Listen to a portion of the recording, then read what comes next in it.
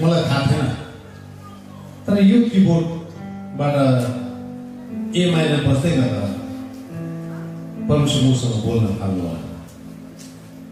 निर्जीव वस्तुहरूदेखि परमेश्वर बोल्नुहुन्छ। हेर्नुहोस् है, सुन्ने कान चाहिँ चाहिन्छ।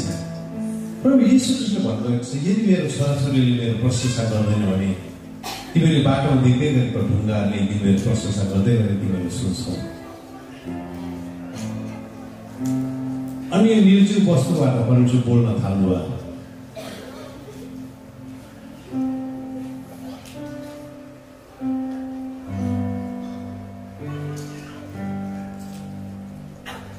अनि परमेश्वरले म भित्र एउटा धुन हालिदिनु भयो।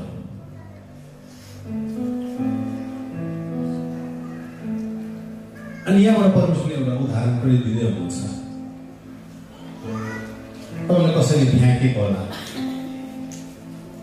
तपाईँको नजिकको मान्छेले तपाईँलाई थोत्रै सम्झेको होला,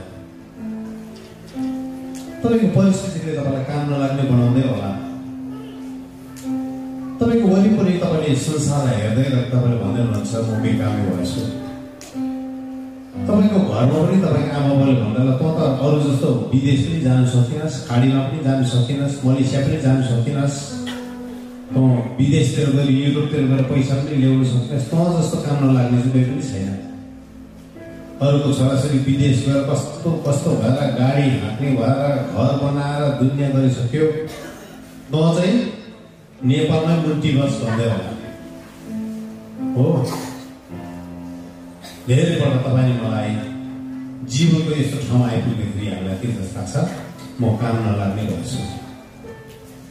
तर आज बेलुकी परमेश्वरले तपाईँलाई भन्नुहुन्छ, यो किबोर्डले जसरी धुन दियो त्यही प्रकारले म तिमीहरूको जीवनबाट मेरो मनमा फेरि एकपल्ट मेरो महिमालाई लिएर आउन चाहन्छु। एकपल्ट तिमीहरूको जीवनमा मेरो महिमा फेरि खाने आउन चाहन्छु। त्यो महिमा हेर्ने चाहना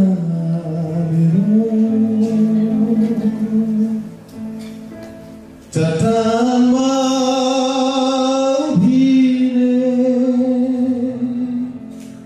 छ प्रार्थना मेरो। प्रभुसँग बोल्न लाग्यो, त्यो महिमा हेर्ने चाहना मेरो। चट्टानमा उभिने छ प्रार्थना मेरो। कसैले नदेखेको, कसैले नदेखेको, कसैले नदेखेको, कसैले नदेखेको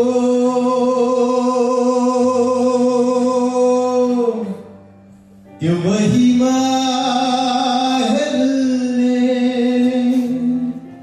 चाहना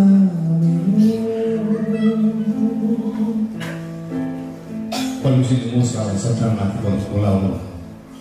अनि यो चट्टानमाथि त उभि, यहाँबाट तैँले महिमा देखेछस्। चट्टान चाहिँ प्रभु यीशु ख्रीष्ट हुनुहुन्छ। प्रभुले तपाईँलाई त्यो चट्टानमाथि बोलाउँदै हुनुहुन्छ। चट्टानमाथि उभिने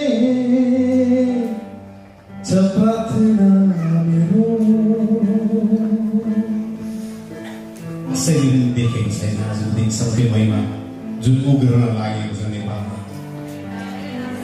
कसैले पनि लेखेको छैन त्यसको बारेमा जुन महिमा परमेश्वरले नेपालमा ल्याउँदै हुनुहुन्छ।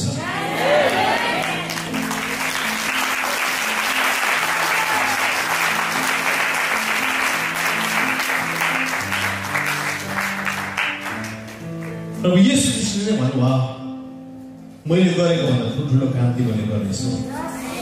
त्यसको मतलब यस्तो कामहरू छ, यस्तो शक्तिका कार्यहरू छ, यस्तो महिमा उग्रिन्छ यो देशमा। जो चाहिँ आजको दिनसम्म ती बाइबलमा पनि लेखिएको छैन। It's not even written in the Bible.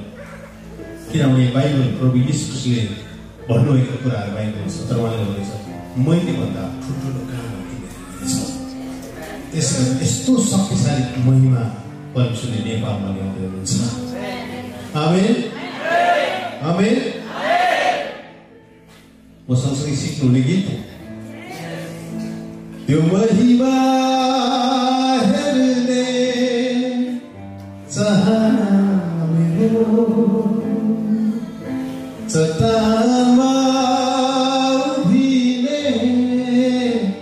छ प्रार्थना मेरो।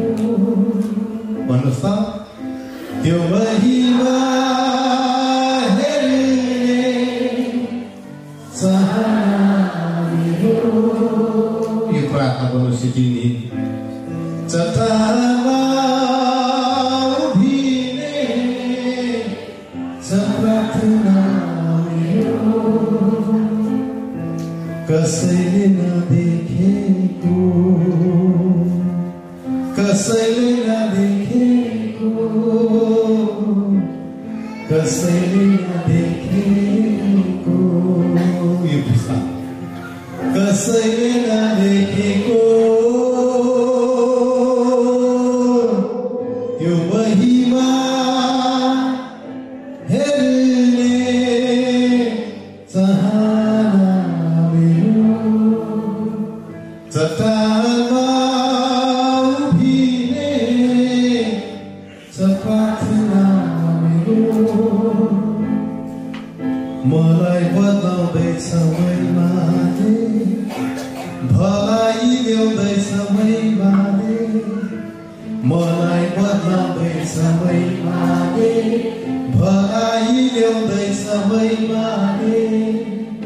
भन्नुहोस् त मलाई बदलाउँदैछ महिमाले भलाइ ल्याउँदैछ महिमाले। मलाई बदलाउँदैछ महिमाले भलाइ ल्याउँदैछ महिमाले। मलाई बदलाउँदैछ महिमाले भलाइ ल्याउँदैछ महिमाले। मलाई बदलाउँदैछ महिमाले भलाइ ल्याउँदैछ महिमाले। मलाई बदलाउँदैछ महिमाले भलाइ ल्याउँदैछ महिमाले। मलाई बदलाउँदैछ महिमाले भलाइ ल्याउँदैछ महिमाले। हाँस्दै हो, खुसी हुनु न।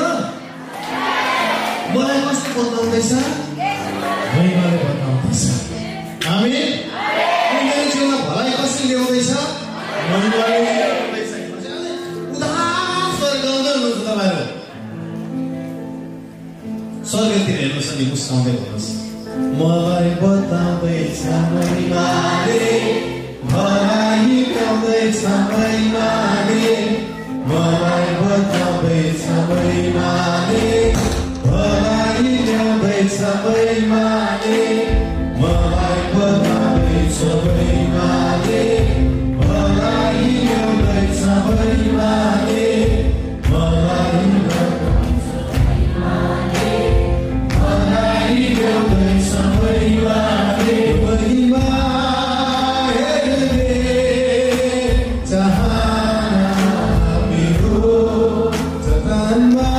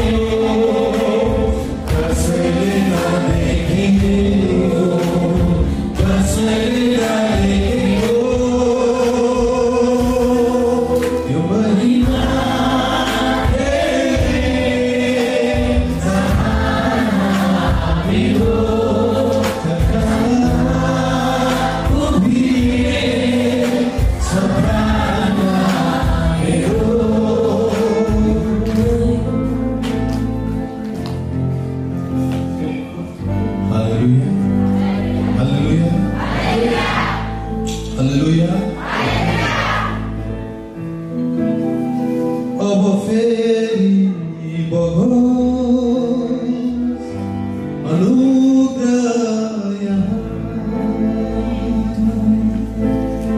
स्वर्गको ढोका उघ्रदैछ अब फेरि बगोस् अनुग्रह स्वर्गको ढोका उघ्रदैछ यो चाहिँ हिब्रू वर्ष 5784 वर्षमा हामी छौँ अनि 4 चाहिँ दलेर पनि छ हिब्रूमा अनि दलेरको अर्थ चाहिँ ढोका 2024 ढोका हामी ढोकाको वर्षभित्र प्रवेश गरिराखेका छौँ अब फेरि बगोस् अनुग्रह स्वर्गको ढोका उघ्रदैछ